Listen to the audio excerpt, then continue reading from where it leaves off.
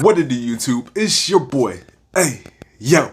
No, come back to y'all with another Texas Nation fan talk. Y'all already know what time it is. Today I'm coming at y'all with some Houston, Texas Week 1, 2022 MiniCamp news, highlights, all that good stuff. If you enjoyed this video, go ahead and smash the like. And if you want to see more Houston, Texas content, go ahead and drop the sub. As y'all can see, I'm super close to 1,000 subscribers. You guys have been a very big help to growing this channel, and if y'all haven't noticed, I have started posting shorts. I'm just trying to build this channel to do something new with it. I have a couple ideas that I want to do with this channel, something different. So if you want to see more of what I have in store, go ahead and drop that sub like I said. Let's go ahead and jump into this Week 1 Houston, Texas highlights right here. I got it in the big screen. I'm down here in the little screen. You already know. I got some main topics, jam-packed. Some topics I'm going to talk about. First topic is going to be Davis Mills. Davis Mills has been looking sharp. Davis Mills has been getting a lot of praise, of course, from Lovie Smith. Lovie Smith is infatuated with Davis Mills for some reason. I mean, not for some reason. I like Davis Mills too. But Lovie Smith is, you know, he's there one-on-one. He's personally seeing Davis Mills go through his progressions, go through the motions, you know, in and out of training camp, MiniCamp, stuff like that. He's rocking out. Davis Mills is getting praise from Pep Hamilton. He's getting praise from players.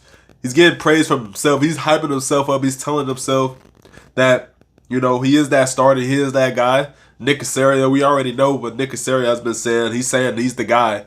I think Lovie Smith has a plan for Davis Mills. Pep Hamilton has a plan for Davis Mills.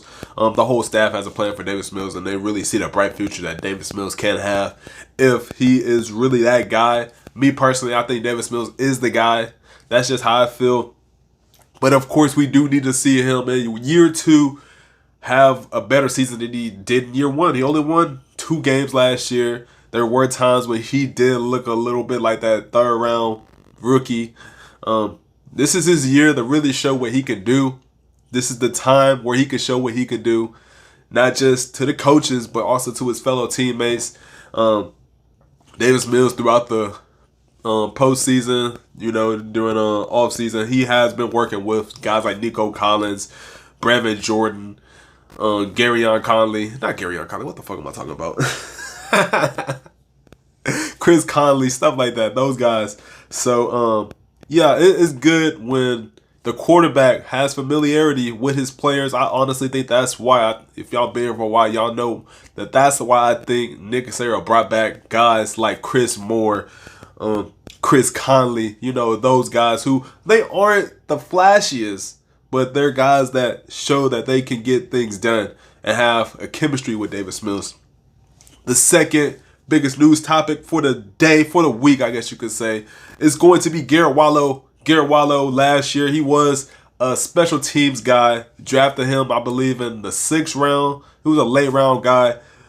He wasn't really making that much noise. He wasn't really put into that starting role. But when guys like Christian Kirksey and Kamu Grugier-Hill went down, we did see Garrett Wallow get his love. And he didn't really, you know, flash too much. But if you rewatch the game versus the Seahawks, that was his best game of the season.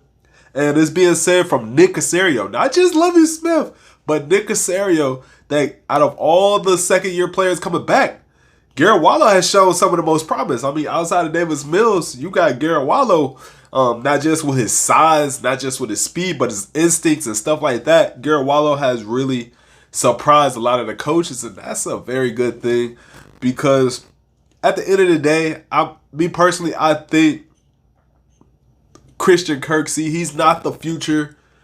Kamu Grugier-Hill, he's not the future. You want to see these rookies, these second-year guys, the guys that you drafted, become, you know, stars on this team because that works better for you. You don't have to give them a huge payday. And they're younger than guys like Christian Kirksey and Kamu Grugier-Hill. And Christian Kirksey, he is kind of injury prone. For the last couple of years of his career, he has went down with injuries. Last year, he went down with injuries.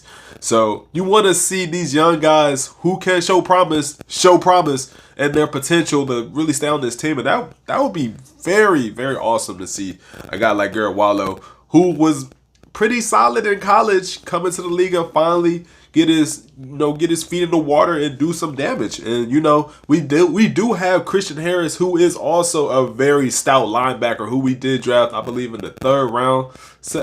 I believe it was the 3rd round. So if we could have Christian Harris and Garrett Wallow really step into those linebacker starting roles this year, that would be very, very good for our team, man, especially going forward, because then we could possibly save some money. I like Hamugu Hill. I like Christian Kirksey when they both are playing, but younger is always better. Come on now. The 3rd topic is going to be Nico Collins turning heads. Is Nico Collins poised for a breakout season? I think he is. You got guys like Davis Mills, who has been hyping him up, saying that he wants guys like Nico Collins to really get the ball more often this season. Nico Collins, rookie last year, didn't really get too much touches. Did have Chris Conley, who took over as that number 2 guy. Did have Philip Dorsett, Chris Moore. Those guys really got some love last year. But I think being in the same draft class, getting those one-on-one reps with Davis Mills last year, and also even right now, as y'all can see, I'm posting the videos right now, the highlights. Nico Collins is balling out. Nico Collins is, honestly, he's looking like one of the most explosive players outside of Brandon Cooks during training camp. That's just my personal opinion. Y'all let me know how I feel. But I think Nico Collins is going to have a sneaky 2nd-year breakout season. I mean, it might not. It's possible to be a 1,000-yard season. It's very possible. But I can see somewhere around like 700+ yards, 5+ TDs, with like 70 receptions, maybe a little bit less. But I think Nico Collins is going to be that guy that really turns heads and has fans and players like, damn, what the hell? Who are you? That would be awesome. And for the Houston Texans, our best drafting positions has to be D-line and wide receiver. I think those are our 2 best drafting type of positions we have. And for the 4th topic we have is going to be Laramie Tunsil finally returns to camp. This is going to be awesome for, our guys off of the line to gain familiarity with each other. If they can get a connection, knowing how the other plays, on that line, you got Laramie Tunsil, Kenyon Green. I believe, what's his name went down. Our center, my bad for not knowing his name. It's late at night, bro. Y'all know the center name, bro. Kenny Britt, Justin Britt, my bad. Justin Britt. My bad, I'm not. Justin Britt, y'all. Justin Britt went down with a little lower body injury. I really think the Houston Texans are going to have to go out and get another center. At least have someone to compete with him, because we don't really have that stout of a center on this team like that. We need a stout center. AJ Kane and also Titus Howard. That's our offensive line right now. We need those guys to really play a full season for Davis Mills' sake. Because last year when Davis Mills had a clean pocket, he was one of the best passing quarterbacks in the league. But if we're being honest, that's any quarterback. If they have the offensive line, they're going to be a solid player. And if the Houston Texans want to see the most in Davis Mills, they have to see him have that type of offensive line. You want those guys to do the work for Davis Mills, because he shouldn't have to run outside the pocket. He shouldn't have to worry about if a guy's going to come into his face, come off the edge, stuff like that. You just want to see Davis Mills have the best type of protection he can have. But those are going to be the 4 topics of MiniCamp. First week MiniCamp, I will be doing more videos more often. I know I slacked. It's been like 3 weeks. I have a lot going on, but that's still not an excuse to not be uploading.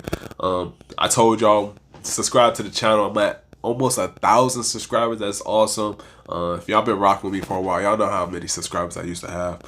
But I appreciate y'all for watching this video. It's your boy Noah signing off. Peace. Go Texas. And